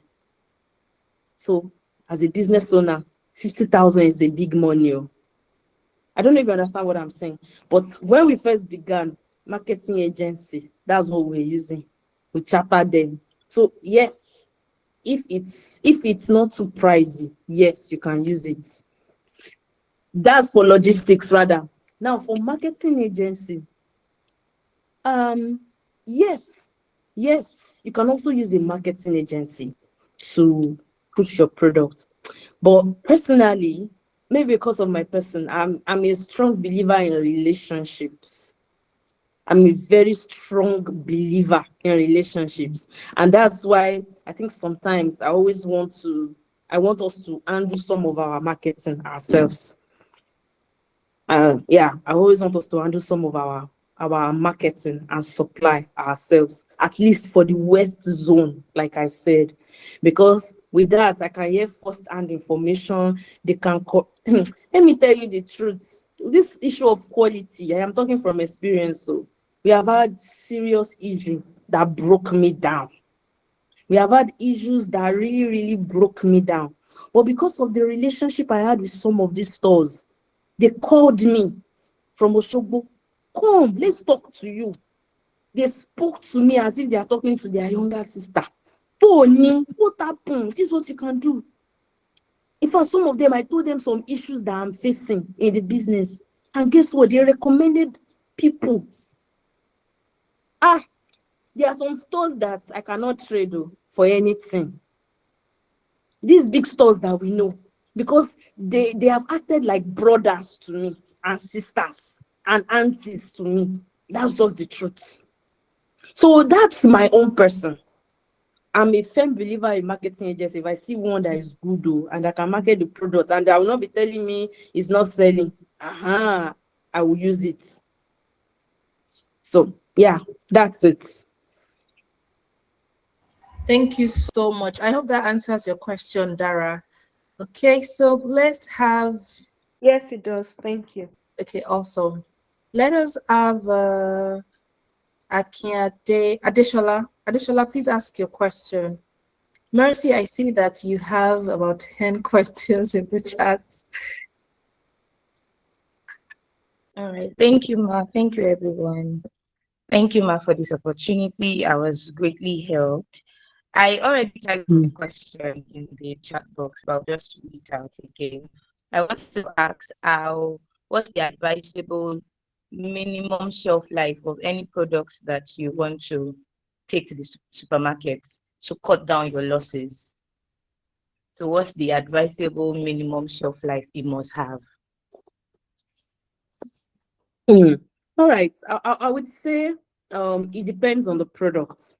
But I think NAFDAC will always say 6 months. I think NAFDAC will always say recommend 6 to 12 months.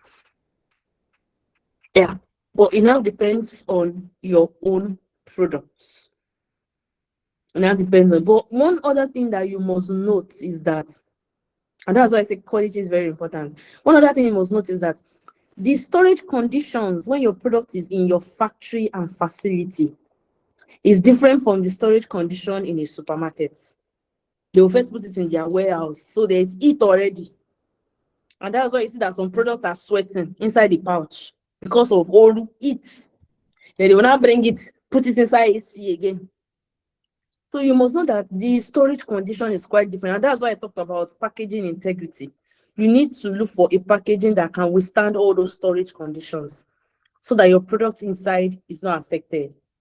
There was a time our product had like a big issue. So we started putting, in fact, we had to research, call somebody that works with an international company. Even with the drying, it was still growing mold. The man had to tell us to put oxygen, food grade oxygen absorber inside the pouch. It's not food. It's inside a sealed paper. So we just drop it inside. They put it in so many food products abroad. That was what the man recommended that we should be using. And for a short while, it worked until we stopped using it because everything stabilized back again. So it just like I said, it depends on your product and depends on also the packaging material that you are using. So thank God for AI now. Too much research, one can get all this information online. where to buy packaging, where to do this one, where to do that one. You can just get all those information. Like, but NAFDAC, I think NAFDAC always recommend 6, 8, 12 months. Yeah. And you're hopeful that by then, before 6 months gone, the supermarket will have sold your products completely. Yeah, I don't know if that answers it. Thank you, Yes, ma. thank you very much. Okay, please let's take one more question, and let's take Alero. Alero, let's have your question. Yeah, hello. Good morning. Sorry, I'm on the road, so it can be a bit noisy, and I've been going on and off. So I'm not sure if my question has been answered. So I've been following, and I know you're in over 200 stores across the West. So you also have your products stocked in other states as well. I heard you talk about logistics and distribution, and you having to do your distribution and logistics in the West by yourself. But how do you handle your other products that are outside of the West? How do you handle I've heard you talk about visits, going in store to see what's happening. So do you have sales rep that do that? Do you have a company you give that to? Do you have like distributors or individuals that you pay on the monthly salary?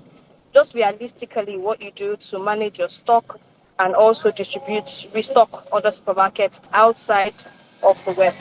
Thank you very much. All right, thank you for that question. So I will answer very practically. I believe that as God helps you to achieve like a little level of growth in your business, God also wants you to impact your community. And what do I mean by that? Creating employment opportunity, no matter how small. No matter how small. Creating employment opportunity for people in the community. So what I did when I knew that I'm getting to that level where I think that was like 1.5 years ago. I'm getting to that level where as the CEO, my brain does not want to be going around marketing again. I want to sit down and think, how do I put structure? How do I grow in this business? If I can I wrote down things that were stressing me then. Marketing was stressing me. Management was stressing me. So I wrote them and I put out a flyer. I started employing people for those roles and I started training them. Everything I was doing. Most of them have grown in that role now. So for the marketing, even before we got a boss, that's why I said, are you ready for it? The person that I trained that did marketing, he will leave Oshogbo. He will lodge hotel in Lagos. After he does supply, if he first do supply, the day he gets to Lagos, then he may not lodge in an hotel.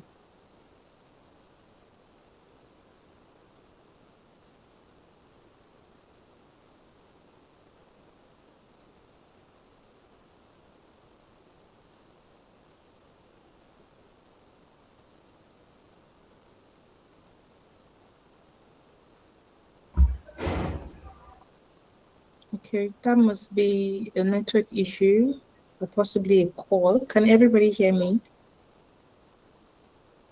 Can you hear me? Hello? Yeah. Yes, we can hear you now.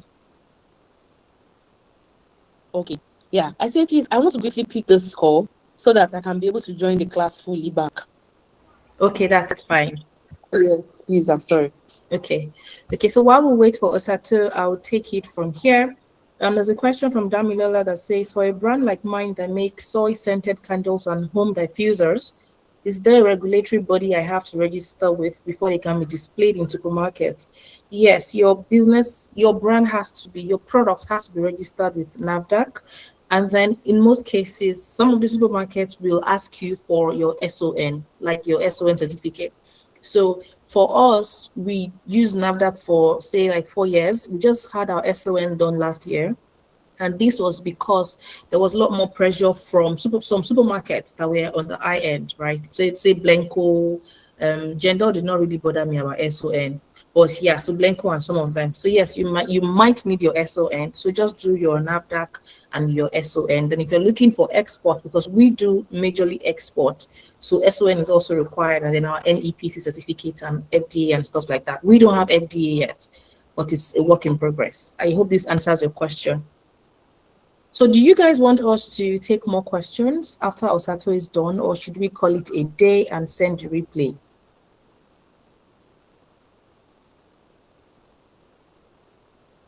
Okay. Okay, Catherine, we see you. Thank you for joining. Okay, I see hands. Mercy, your hands are still up. Do you want to unmute and ask your question? Yes, please. I've been waiting for so long. Thank you very much for the opportunity. I think that one of the things I've really gotten from this is give your business a fighting chance. First of all, I want to, because I'm ready to like go in and give my business a fighting chance. I want to ask for the regulatory bodies. For example, I have NAFDAC right now, but I know that my NAFDAC is getting close to, expiring. Is it possible to still get into supermarkets when you have not yet done the renewal, but you still have the number? Number two is that I am in a slow state, like my state, I'm in Calabar, right? And Calabar does not have a lot of supermarkets, and there are not a lot of people in Calabar generally, so there are not a lot of supermarkets. So I'm looking forward to supply mostly outside of Calabar. So is it distribution? I'm just confused about it. How does it go? What's the most effective way to go about it? I don't know if I should ask my question one by one. I should just I will take this first too. It's Osato that knows how to answer 10 questions at a time. okay, no problem. Thank you. I'm a focused one question person. But the first one we talked about, you see, I take questions one at a time. Your first question was on, please could you remind me your first question? So let me start with the second question. Your second question, Calabar is a slow state in terms of supermarket, and you're looking at a distribution strategy. What has worked for me was to find partners. And when I mean partners, they were our customers first. So these people, they are people that are ready to like take the vision of your brand and run with it. Currently, we have somebody in Ibadan. My in-law, my husband, everybody, like, they're from Ibadan, but I have not gone there to go market my product or anything. But we are currently in 3 supermarkets in Ibadan. So recording will stop in 2 minutes. Okay. We have about, 3 supermarkets currently in Ibadan that we got in the last 2 weeks. So these are things that partnership can do for you. So just find people in the states where you want to make a supply, try to get partners with these guys and say, okay, how can we make business work? What kind of pricing do you want to give these people so that when they go to supermarkets, they are able to sell and also make money? But note that supermarkets too, we put their own margins on the product. So there has to be like a balance where not only is this supermarket going to make money, but this person putting out all the efforts is also going to make money selling, in this entire business deal. Another option might be you looking for off-takers, like Osato mentioned. Off-takers are the ones that would pay you outrightly, take the product, whatever they do to it is none of your business, like somehow, right? Because they now control the price they give to the supermarket or wherever they want to put your products in. So find that relationship and then make sure to nurture that relationship. You are aware of where the products are being placed so that when you're doing your marketing materials or your marketing anything, stuff like that, right, you can put it out there so that people can go and buy. We do not want to just stock our products in shelves, we want to also sell them. Can you please remind me your first question? Expired NAFDAC.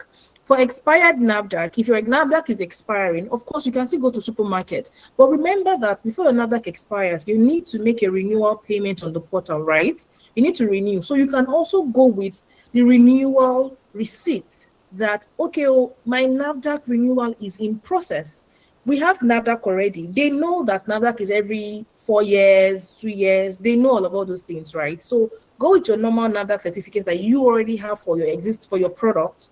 Then go with the renewal, showing them that, see, we have started the renewal process. When we did our SON, they were moving around supermarkets, taking out products. Osato, are you on the call? Are you back?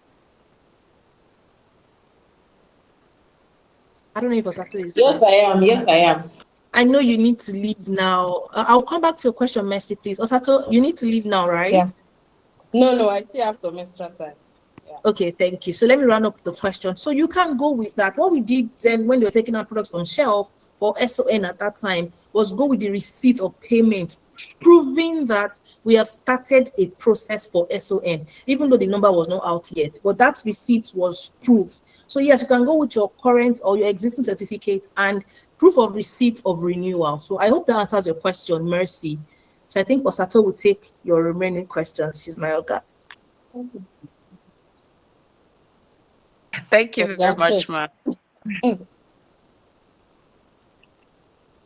Yes, I can hear you. President.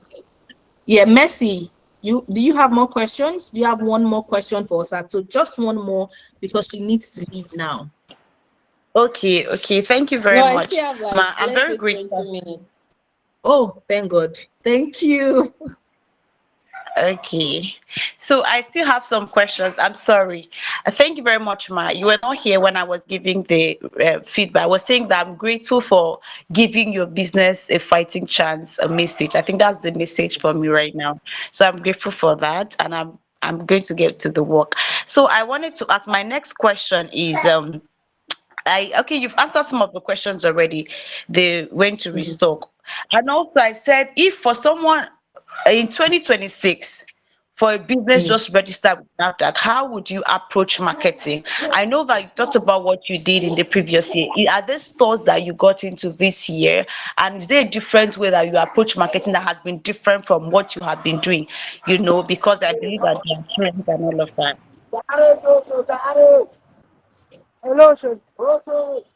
Um, yeah, that's a very, very relatable and very, very good question. So I don't think, I think the only thing we do differently now is samples. Then, I mean, it was difficult for me to even say want to drop sample because how many are we selling? But we've grown to understand that samples is part of the checklist. They want to taste the product or they want to sell. And is it better than what is currently on their shelf? Will it do better? I talked about it earlier. So will it do better than what is currently on their shelf? So that is important. What are the things you do?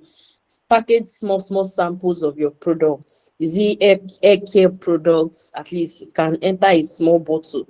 Is it food products? It can enter a small nylon. Package it and let them have a taste of what they want to sell. And make sure that your pricing too is highly competitive. Now, let me review a cheat code I did sometimes in 2021 when we are about entering Just Right. So I had gone, I told you they bounced me. They gave me slap like four, five times. So once I buy the last time I was going, I said, let me even check how much they sell kilishi on their shelf. So I saw that what the price they sell is higher than what I want to even give them. So I had to give myself brain. And I had to do the mathematics, I'm like, okay, that means this is the amount this manufacturer is giving them. And I calculated that can I afford, when you are just starting, you do different things. Don't blame me. You do different things when you are just starting. And I have to calculate that, if I sell this to them, am I still making something? Yes, the answer was yes, I am still making something. But one thing about we have lived in the Yoruba land for a long time, we want to make all the profit on that one product. Be like an Igbo man.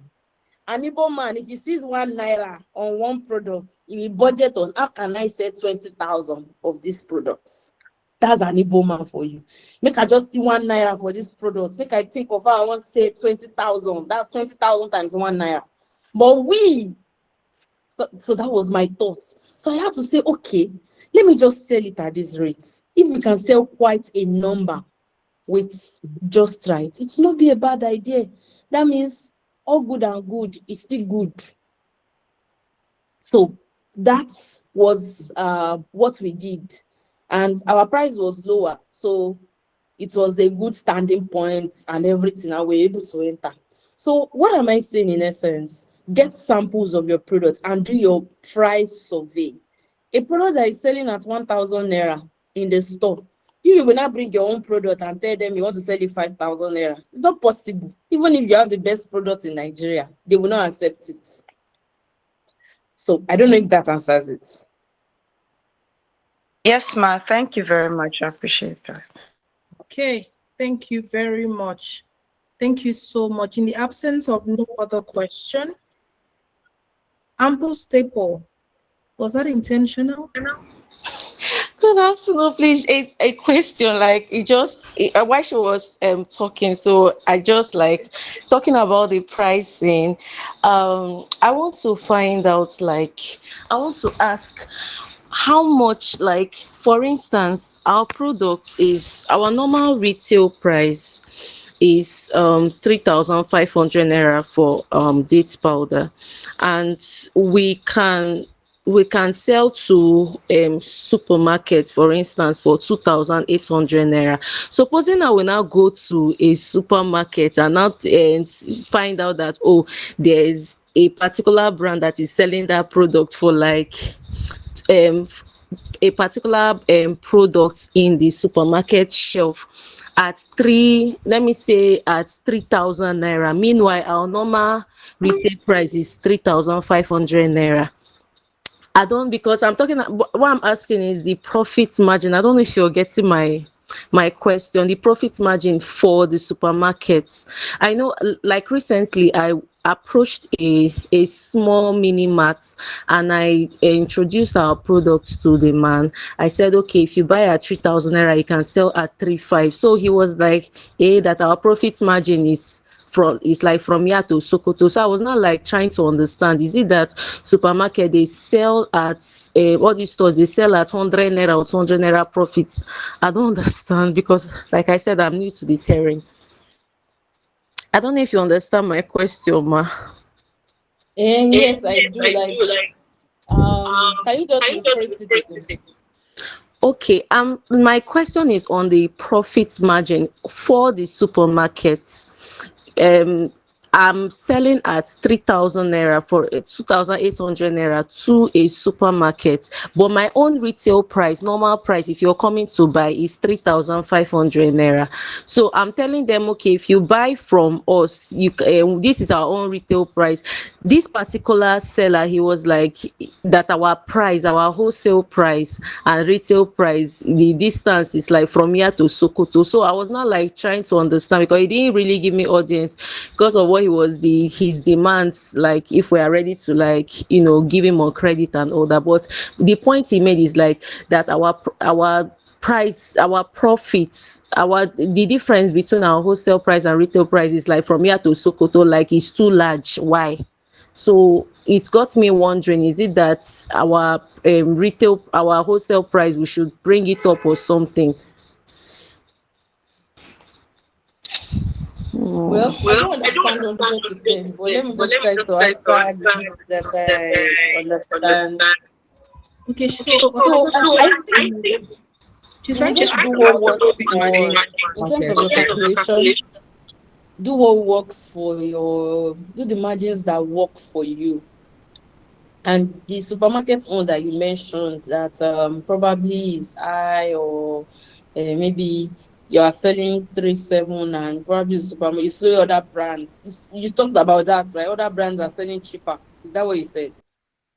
Yes, I also Yeah. mentioned that other brands are Yes. So selling. other brands are selling cheaper. So number one is that you will not compare, because the production costs is different. I don't know if you remember that time on Instagram where there was a fight in the cake industry that somebody was underpricing cake, that she wants to do 8,000 cake, maybe like 10 pieces. And the cake industry was fighting her. I don't know how many of us remember. Yes, ma'am. Let me tell you the truth. The truth is that the person that is selling cake 8,000 is still making profits. No be crunchies, they sell cake 2,500. That small cake. Will you tell me that crunchies will not make a little profit? Because those people, they are big brands. Even if they don't make anything, but I know, no matter what, even if it's 200, they will make something. So it just depends on capacity. Capacity. A supermarket can buy like 50,000 of your products in a month. And of course, they tell you to give them at a discounted rate, the spices. Oh, give us at a discounted rate because we are buying 50,000. And you give them at a fair rate and you are still making profit. But that same 50,000, if you say, oh no, you don't want to supply that supermarket again. If you had all the supermarkets that you supply in 2 months, they might not have sold up to 50,000. Another thing most of these people analyze is the turnover of those supermarkets. For a store that wants to supply a supermarket for 3,000 naira. Now, this is a perfect example. How much does Boku sell? Because they are trending everywhere. That's why I'm using them. How much does Boku sell bottled water? It's not 130. Is it that 130? Boku sells bottled water 130. How much does other supermarkets sell bottled water? 180, 200. So now are you telling me that Boku is running at a loss? The truth is that no business owner can do business at a loss. That's just the truth. They would rather prefer to stop the business than do it at a loss. So that's the way it is. That means bottled water, they just put the 200 naira price tag there. That means they are giving Boku at a really discounted fee. Because probably Boku is doing numbers with them. Maybe they are buying like 100,000 bottles of water every month. And other stores that are buying lesser number. There's what we call rebates in supermarket supply. Rebate is when a customer has ordered quite a lot and a number from you, and you are not giving them like a little token back, maybe in terms of product or in terms of money. It just depends. So probably that is the way that pure water company or bottled water company is doing their own rebates with a cheaper price because the quantity is much. So you just need to analyze and you will not compare. Once your capacity grows to that level, of course, you can be doing cake of 2.5. Once your capacity grows to that level, and you still be, the truth is that you will still make profits. Because number one, you will buy your raw materials. Once you reach that capacity, you will buy your raw materials in bulk and not small. So honestly, it just depends. Will you tell me all these people that sell cake in supermarkets? If you go to supermarket now, you see cake of 13,000. You see cake of 8,000. Will you tell me they are not making money? They are. So it just depends on your personal capacity per time. Do not compare your price with another price, but also make sure at the end of the day, your price is not also so expensive because it's supermarket. Kamatarawa, let's not lie to each other. Me and you, once we enter supermarket, the first thing you'll be looking for when you go to biscuit shelf or digestive or wafers or chocolate shelf or whatever is, okay, which one is my best brand, number one, and which one is cheaper? Let me buy for some. That's just psychology. People will always look at the pricing. It's psychology. People will always look at the pricing. So that's why I said if the product is good and is expensive, you can still get sales. If the product has quality and it can still get sales. So working on quality at the end of the day is still the number one. Yeah. I don't know if that added clarity to it a little bit. Yes, thank you very much for that. I think we'll take the last question from Sheun. Sheun, please, you can unmute your mic. Yes. Ask your question. Thank you so much, ma'am. Thank you, Madam Osato. Thanks for the wonderful insights that you have shared. We are very, very grateful. I'll call you back. Yes. All right. Okay. So I can hear you. Okay, yes. Okay. Thanks a lot for the wonderful insight that you have shared with us. We are very grateful. A lot of lessons learned, a lot of clarifications obtained. But I just want to seek your personal thought on something. Now, I've heard people tell me that if you have one product, don't bother going to supermarkets. Wait until you have like 3, 4, 5 products so that you can spread the risk. And they give a lot of mathematical calculations on why one should have more than one product in a supermarket. But based on your own experience, what do you think, ma'am? Oh, me, I am a Christian and I am a believer. I believe that wherever the soles of my feet shall step, I shall possess it. So whether I have one product or two products, it shall sell like wildfire. And God will help me. I'm just selling kilishi. And there are some stores that we only give them one brand of our kilishi and they are selling like wildfire. Fantastic. Thank you so much. I just wanted to be sure that I'm not being unreasonable, because that's my position too. It's not about the mathematical calculations or the analysis, but it's about knowing that the Lord is still at work in whatever we are doing, and we trust Him to help us. So thank you so much, man. Thank you so much, man. Okay. Thank you. Thank you so much. Yes. Hello. Before we bring today's session to a close, I would like to, on behalf of the Board of Trustees and the entire Biodun and Ibikunle Foundation, sincerely thank you, our guest speaker, Mrs. Osato Akintunde, the founder of Gazelle Foods, for taking this time to share her knowledge, experience, and practical insights with us. Osato, thank you very much. Thank you for being generous. Please, if our hands are not busy, let's give our thanks, emojis, loves, smiles.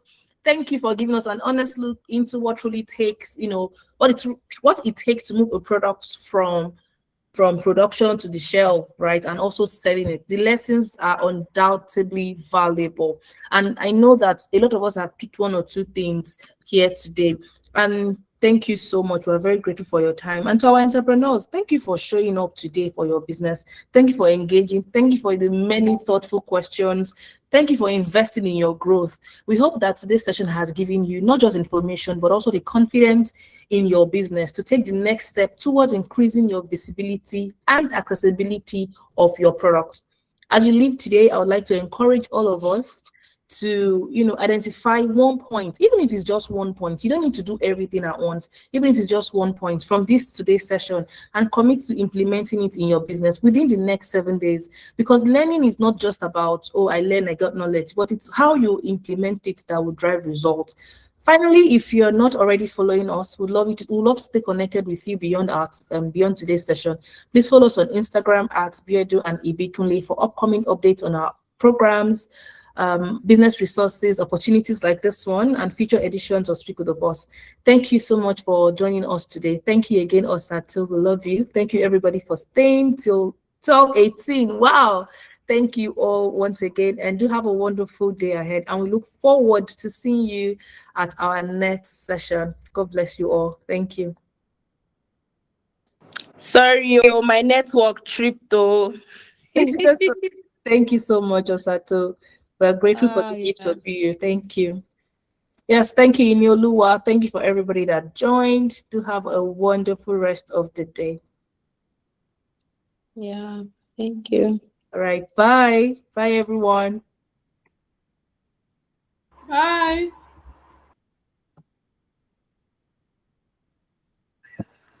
Bye. Thank you for having us.